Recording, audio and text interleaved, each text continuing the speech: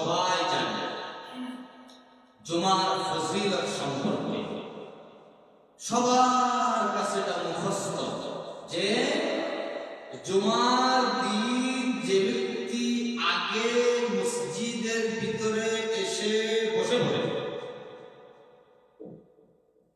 যে ব্যক্তি মসজিদে আগে আসবে, আল্লাহ তার আমলনামার মধ্যে একটা কুরবানির সওয়াব দান করবে। সুবহানাল্লাহ।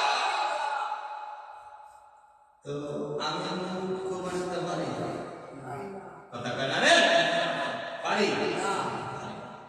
কিন্তু আল্লাহর পয়গম্বর বলছেন জুমার দিন যে ব্যক্তি মসজিদে আগে আসিবে, যে ব্যক্তি জুমার দিন মসজিদে আগে আসবে, আল্লাহ সুবহানাহু ওয়া তাআলা ওই ব্যক্তির আমলনামার মধ্যে একটা পূর্ণাঙ্গ উট কুরবানি করার সওয়াব দান করবেন। সুবহানাল্লাহ। শান্তি না আমাদের গোটা সপ্তাহ আমরা ব্যস্ত থাকি, রাইতে দিনে দৌড়া দৌড়ি, বিশ্রাম নেওয়ার সময়টা নাই, নামাজ দোয়া দূরের কথা, আল্লাহর নামটি মুখে নাই। আছে আছে নাই নাই ভাই, আছে আসেনি খুব কম, খুব। ভাই কেমন আছেন? ভাই পেরেশানি কেমন আছে? ও কেসছি, ও কেমন আছে? ও সাম নাই, ও কেমন আছে? কর্মে সাকি নাই, ও কেমন আছে? ও চাকরি নাই, ও কেমন আছে? ও টাকা নাই, ও কেমন আছে? ও ফেরাই আছে, ও কেমন আছে? আছে কি না?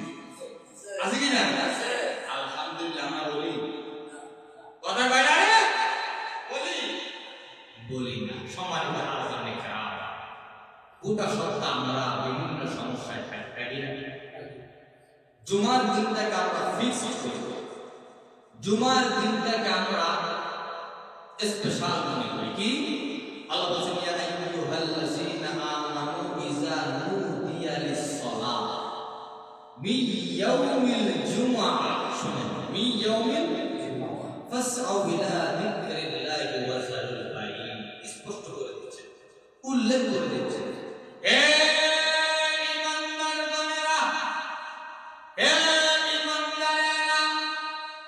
জুমার